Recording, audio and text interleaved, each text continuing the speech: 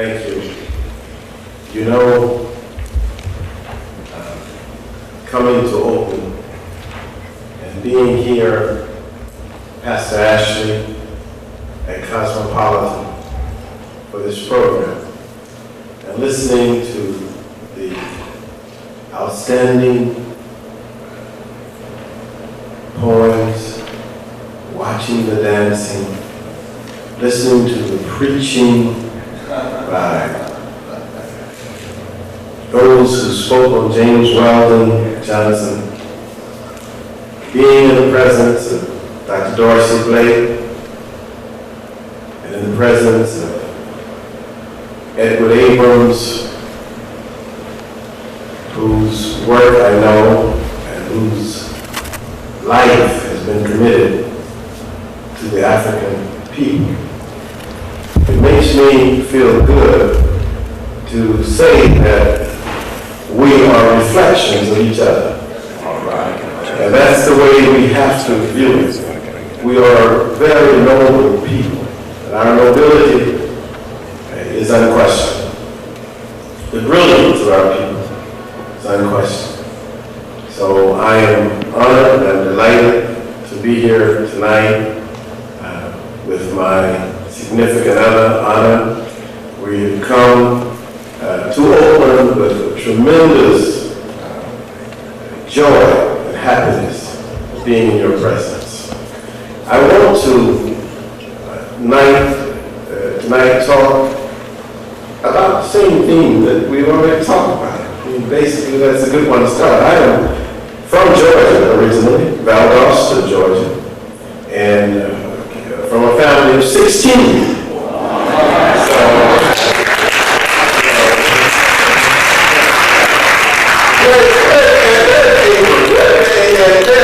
From family 16. We learned some things in that family as well, sitting around the table. But fundamentally, we are African people. We have been in this society longer than the government. We know this place. We understand this territory, this land. And when I listen to the sisters reciting poetry, once again I was struck by the fact that we know this place. Perhaps we know it better than anybody who lives in this country. I once had a Vietnamese student come up to me and he said, Dr. Asante, this is a great country. I said, well, do you know how it got there? Look at here. And I had to give her a lesson about the fact that the African people in this country worked for 246 years, from can't see in the morning to can't see at night, to make it great. Laying the very basic foundations of the industry of this country, the material foundations of the society were laid by African Americans. And we weren't Americans then. We weren't Negroes either. We wasn't colored people either. We didn't become Americans till after the Civil War. We were not Americans then. We were Africans. And we understood that we were Africans then. That's why you had the African Methodist Church. We only got confused later. But we were very clear early on in our understanding of who we were as people. And no African slaves were ever brought to the United States. No African slaves came to America. Only African people were brought here and then enslaved. And the African people who were brought here and enslaved were from 100 different African ethnic groups. They were from many professions. They were merchants, musicians. Some were farmers, rice farmers from Senegal. Some were people who were members of the royal families of of different city-states. Some of them were potters. Many of them had been soldiers. And most of the Africans who were brought here were younger than 18 years of age. We were not slaves. You have to make a slave. People are not born slaves. You make a slave, but how do you go about making a slave? You go about making a slave by first of all destroying memory, then taking the name, and then blotting out the history. That's what they had to do. I mean, you just came, I mean, if someone came to you right now today and say, I'm going to make you a slave. You say, you can't make me a slave. You wouldn't even go for it. Because in order to make you a slave, or to make me a slave, the first thing that an individual must do is to destroy your memory, give you historical amnesia. Yes, so you won't even know who you are. Yes, sir. You have no understanding of your own history. Yes, Africa is the cradle of human civilization. There were no civilizations before the African civilizations. In fact, science tells us that all the people on the face of the earth can be traced back to Africa. 6 billion people on the face of the earth can be traced back to Africa. The earliest civilizations, Nile Valley civilizations, black people built the pyramids. Long before there was a Greece, long before there was a Rome, long before there was a Germany or France, African people established civilization in the Nile Valley, in Egypt and Nubia. This is a tradition. This is our gift to the world. But they have to, first of all, to make a slave, they have to blot that out. We walk around thinking that we are the mothers and fathers of the world, thinking that we are the children of somebody else. This is the sadness, you see, because then they took our names. If they had allowed us to keep our names, we would have known to which ethnic group we belong. Because in Africa, you know the ethnic group by the name. But if they give you a name like Smith, or you take a name like Smith, you think you're an Englishman. Or if you don't think you're an Englishman, they want to treat you like you're an Englishman. You lose your own history, and you reinforce somebody else's history. That's how you make a slave. You have to take memory, you have to take name, and then you have to give them new history. Yes, sir. We get off the boat from Africa, and we say, you know, the language I speak is Yoruba. And they say Africans don't have languages. They only speak dialects. You say, I remember the universities that we had, like the University of Sankore at Timbuktu, the ancient university where Ahmed Baba, who wrote 42 books on ethics and religion and morality, where he was the great master teacher. I remember that university. They said, no, there never was a university in Africa. They got to destroy all your memory. You say, well, you know, I remember my great-great-grand ancestors. They were telling me that Abu Bakr, the king of Mali, sent hundreds of ships across the Atlantic toward Mexico in 1311 and 1312. So Africans never had no boats. And so after a while, we began to believe that yes, they must be right because we don't have evidence of it. And the thing is that all the evidence, most of the evidence, has either been stolen, it's in the museums, it's in the books that are hidden in the most secret places in the libraries. And now the most fortunate thing for us is the internet, and the most fortunate thing is that we are able to have access to all the information. And you know, you can see, that's why I wrote the book, The Painful Demise of Eurocentrism. You can see it toppling over every day. Amen. There's no, now you know that there's no way they can pull the cover over your eyes anymore. We are clear about who African people are and the contributions that we have made to human civilization. So no slave. Don't let people tell you that when they brought the African slaves here, like there were a group of people waiting on the shores of Africa who were born slaves waiting to be picked up and brought over here. Don't let people tell you that.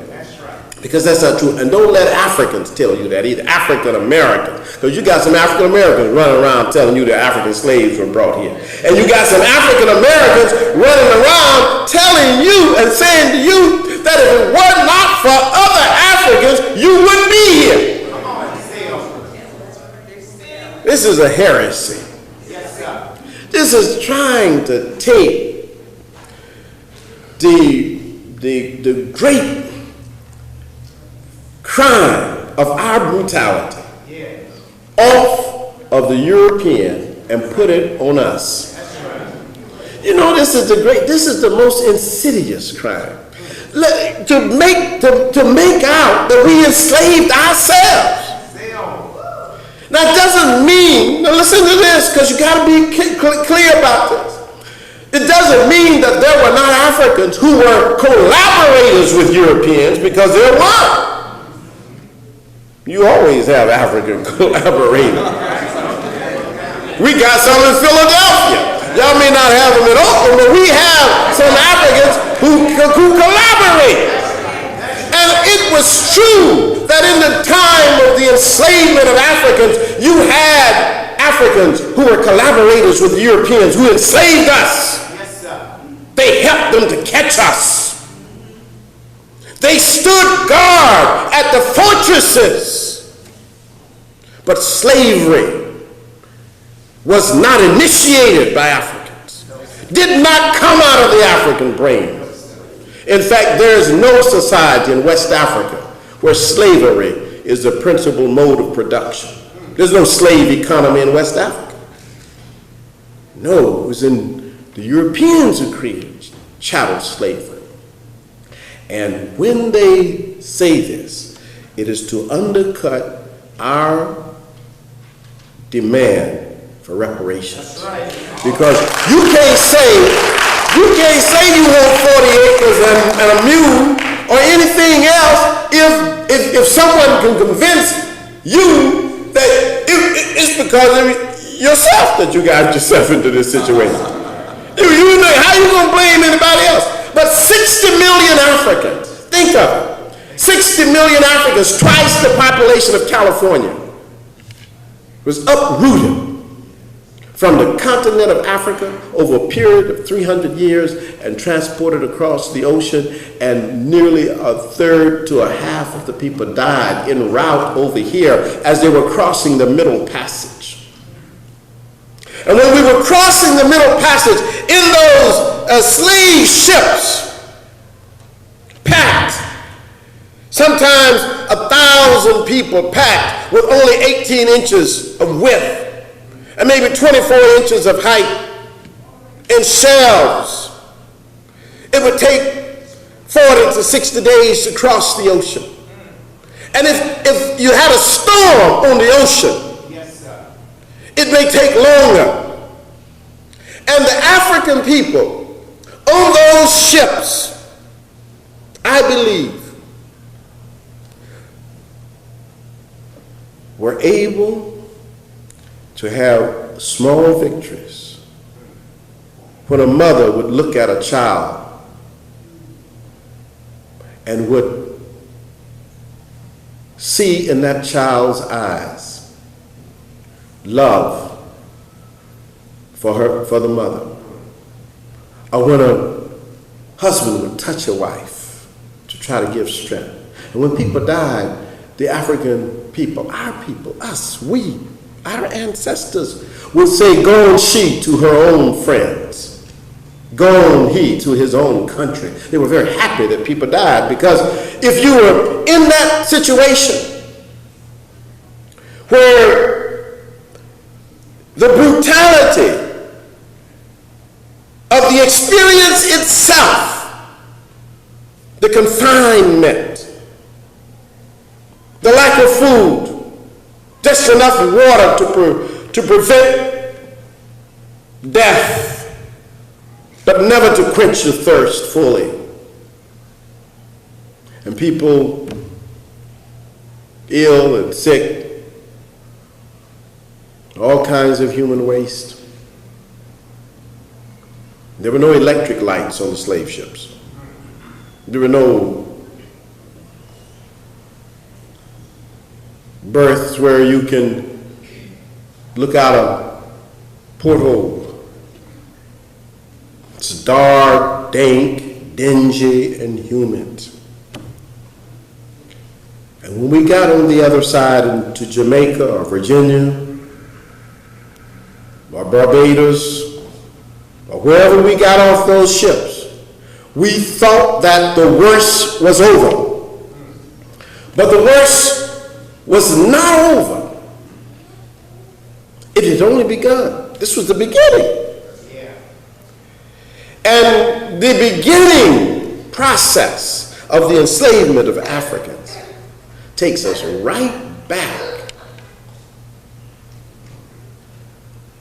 to what Mrs. Carwell, Mr. Moore was telling us about James Weldon Johnson, what Mr. Gardner was telling us about James Weldon Johnson. It takes us right back. Because James Weldon Johnson put in that song all of the energy of the experiences of the Middle Passage and the enslavement of Africans. Yes, sir. One year I was in Indianapolis speaking to a high school, and they were singing the song, and I was noticing as I was standing on the dais a number of young people laughing. And I had to say to the music director, you have to stop the song. They don't understand this song. That's why I love the requirement that we learn this song.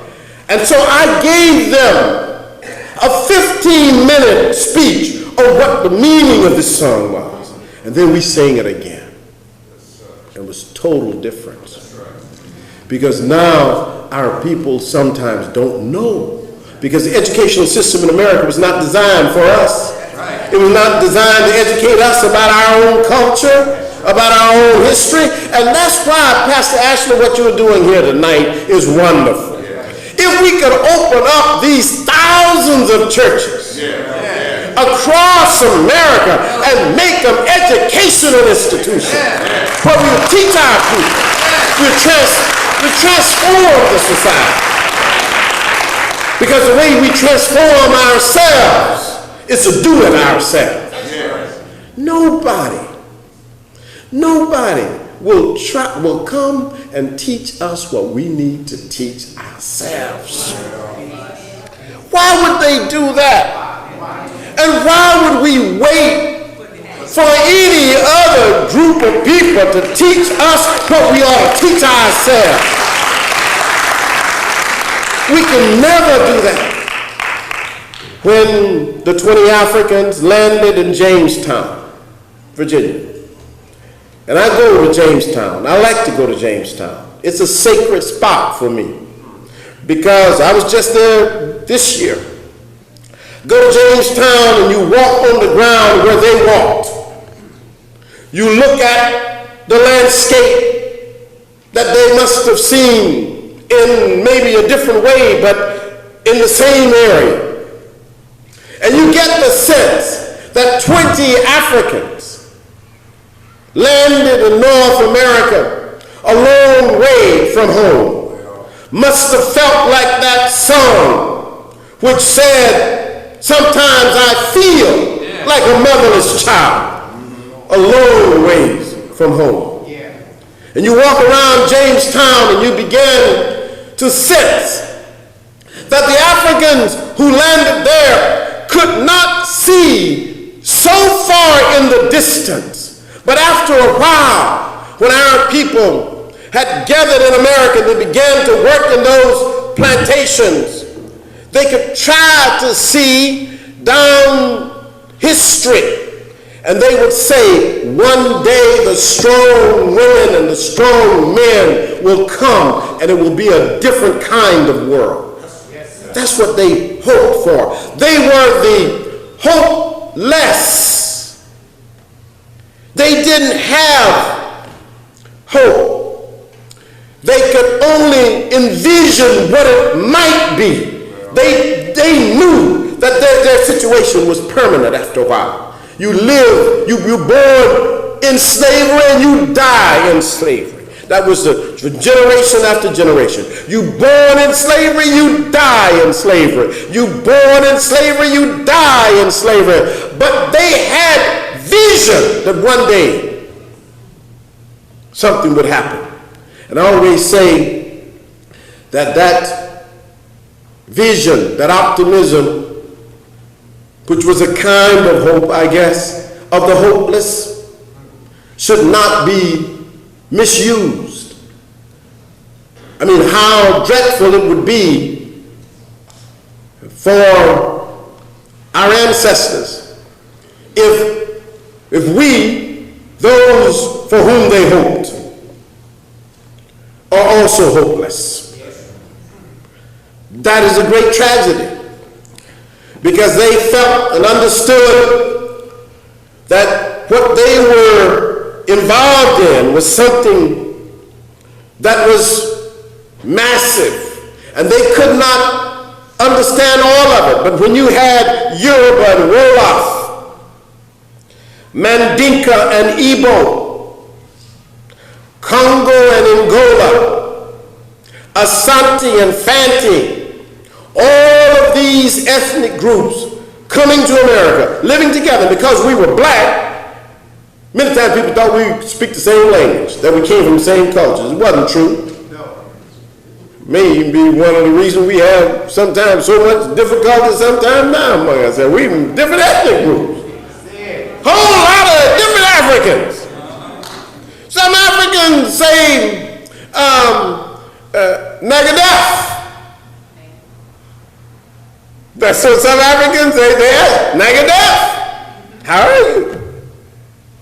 Some other Africans say, well, hold us in. Some say, Shala Fini.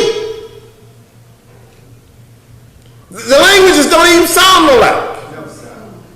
But we're all the same plantation. That's an incredible thing. And yet we had to learn to live with each other, speak with each other, even though we had different languages, and we also had to learn to speak to white people. That was incredible genius of the people. That's right. You take a German, a Russian, a Swedish person, an Irish person, an Italian person, Spanish person, put them on a plantation and give them a Japanese overseer. And they gotta speak to each other and then speak to the Japanese overseer. That was the difficulty that the Africans experienced, coming from all these different ethnic groups and then having to speak with each other and then speak to the Dutch, to the German, to the English. We were very bright and intelligent people. That's right. That's right. Every time people tell me anything about African people, I say, you don't know the history. Right. Because you don't. You can't talk about African Americans in this country without a great degree of reverence. Because part of that reverence comes from the fact that we have recognized in our historical experience that even though we participated early in the American Revolution, fighting on both sides, because we didn't know which side was going to win, and we wanted freedom. So there were Africans who fought for the British, and there were Africans who fought for the terrorists, the Americans. There were Africans who fought for both sides. The British were the government. Pastor, the British were the government. That's all I'm saying. That the British were the government. The other guys were not the government. They They were guerrilla fighters. And we had Africans fighting with George Washington. And we had Africans fighting with the British. And when the British lost, in fact, there were more Africans fighting for the government than Africans fighting against the government. Most people don't know that. Nearly 20,000 Africans fought in the Revolution. 15,000 fought for the British, and about 5,000 fought for the Americans. And when the British lost, the defeated Africans and British withdrew to Nova Scotia. Many of them remained in Halifax, and the others were sent to Jamaica. And I used to go to Halifax to give black history presentations, and I was always amazed at how many black people live in Nova Scotia. And I would ask them, how did y'all get up here? And they said, we are the ones who in the 1700s fought with the British. See, we don't know our history. So when people say Crispus Attucks was shot, the question always is, well, who shot him? I mean, there's some speculation about this thing. You see what I'm saying? Because there were Africans who fought on both sides. But we have the history of those who won the country. And when you win, you write your own complementary history. This is the way history is written. And African people not only fought in the Revolutionary War, but we were the very earliest of the scientists, people like Benjamin Banneker. But there were other people, not just Benjamin Banneker. There were African people who also had, who healed many people. And Philadelphia is a very historic town. In Philadelphia, there was a yellow fever outbreak very early on in this country, in the 1700s. And if it had not been for Richard Allen and the black community, the whole city would have been wiped out. Because the African community became the nurses and the doctors for most of the white people. This is fact. This is historical fact. That's why I say we have to know this history. I'm not going to be long, but I want to just quickly now just shift here so we can understand James Weldon Johnson. This is a wonderful celebration, and I want to just say to Eddie Abrams that to have a celebration like this is truly a supreme understanding of Afrocentricity. In other words, we ought to always celebrate and honor those who have gone on before us and who have tried to live lives to bring us freedom. We just had a celebration in Philadelphia for Nat Turner. This is the 200th year of Nat Turner's birth. So we just had a celebration for Nat Turner because we believe that. And then you can't wait around for the larger community to do that for you. Why are they going to honor Nat Turner? Or James Weldon Johnson, one of the greatest intellectuals who ever lived in this country. And James Weldon Johnson has never received the credit that he should receive for what he did. And that's why I'm very honored to be a part of this program and then to hear about Augusta Savage, whose work I've always admired. One of the greatest sculptors and artists that has lived among us. I mean, and when I heard just how young she was when she started, I always then thought of what it was like for the young people in our community, because we've always had youth to do this. My friend Kwame Ture passed away not long ago, and I remember he was 19 years old when he led a massive movement in this country. Booker T. Washington was 24, 25 years old when he founded Tuskegee. Go to Tuskegee now and see a major institution. So you got to say the nobility of the people. After all, we have achieved something. Sometimes we criticize ourselves without knowing what we have achieved. Everybody else knows it, except us. And they recognize it around the world, what the African American has achieved and what we have achieved against incredible odds and what we are yet to achieve. In 1865, at the close of the Civil War, there were 4.5 million Africans destitute, refugees, worse than Bosnia, Kosovo, Rwanda. We had nothing. No shoes, tattered clothing, no clinics, no hospitals, no schools, no churches. And let me just say this, because y'all need to understand this, and I may never get a chance to come back to Cosmopolitan, but I'm going to say this. You know, the church, we have to understand that the church became an institution significant in the black community after the Civil War. See, there were very few churches among Africans who were enslaved. There were churches in the North, the AME had started, and there was the African Baptist that had started in the 1700s. But between 1619, when we came to Jamestown, and 1719, there are no institutions, no church institutions that you can point to. Don't exist. Because we weren't Christians.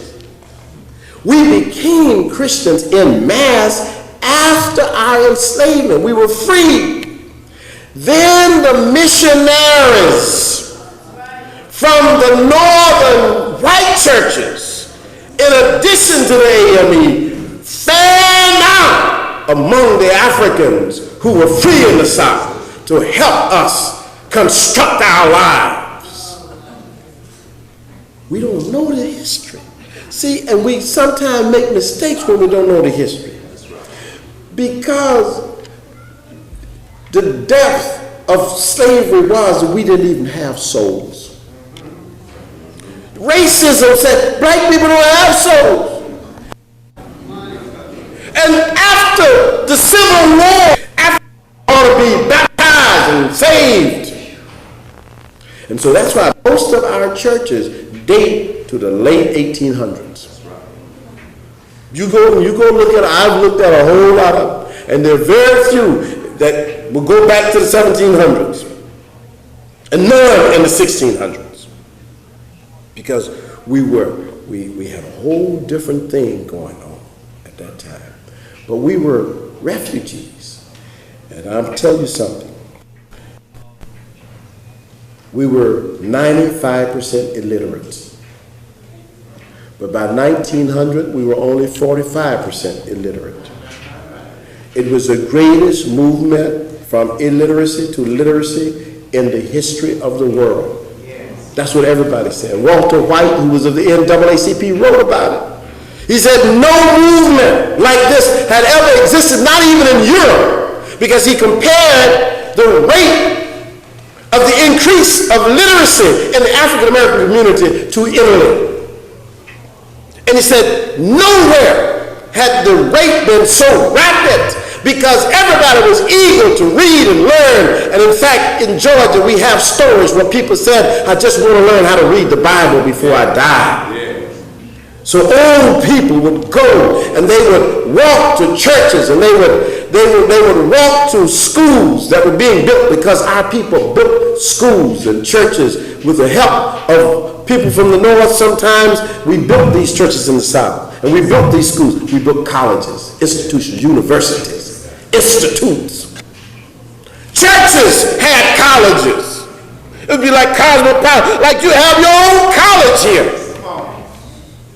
Churches had colleges. That's how some of these schools were set up. J.C. Price had built the college. And many of these schools, Barber Scotia, Tougaloo, all these schools were started by people who would work with their own hands, constructing the buildings for the students.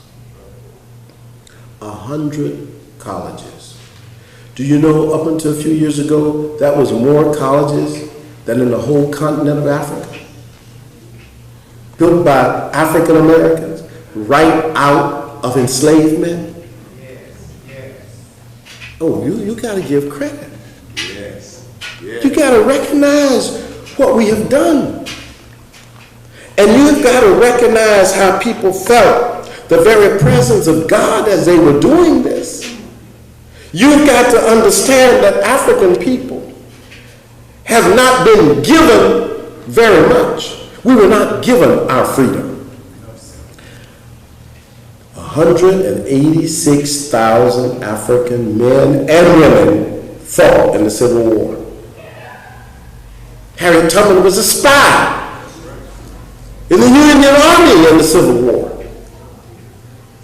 And this is only out of 4.5 million people, you got nearly 200,000 of them fighting, and we were just out of slavery.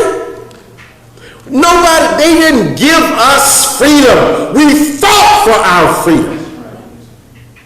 That's our history. And when you understand that, and you see what we've been up against, and how even when Martin Luther King Jr. led the glorious civil rights movement, that he was up against incredible challenges, not just external challenges, sometimes internal. About it now, but I know some cities where there were other African American ministers who didn't want him to come to town. Now, we don't like to talk about that now, but I know I remember that. I remember there were people who would condemn Malcolm, but now they go around talking about how great Malcolm was. I remember that. But it's okay, because that's part of the struggle of trying to free our minds and recognize who we are and how great our history has been. Stony the road we trod. Bitter the chastening rod felt in the days when hope unborn had died. Yet with a steady beat have not our weary feet come to the place for which our parents sighed. We have come over a way that with tears have been watered. We have come treading our path through the blood of the slaughtered, out of the gloomy past till now we stand where the bright star of our great hope is shown. This is part of it. How we tread through all of this. Where the bright star is, well, what is that bright star? What is the light?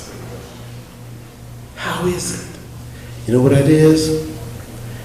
It is the African people believing always that our mission, which is a spiritual mission, is to bring humanity to this society.